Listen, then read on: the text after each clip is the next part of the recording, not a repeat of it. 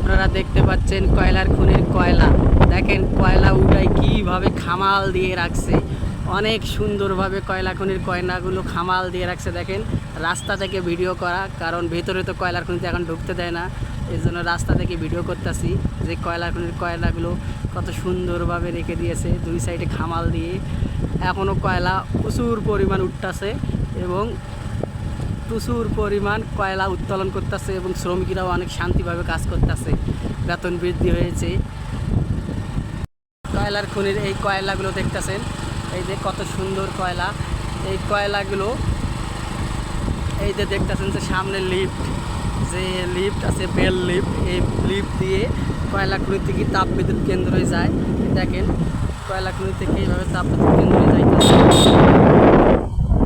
এই যে বেল, এই বেল দিয়ে দেখতে পাচ্ছেন, এই যে বেল্টের মাধ্যমে এভাবে যে এটা তাপবিদ্যুৎ কেন্দ্র এখানে আসে। এই যে বেল দেখতেছেন, এইটাই হলো বেল্ট তাপবিদ্যুতের। আপনারা দেখলেন কয়লা খনি, এখন দেখেন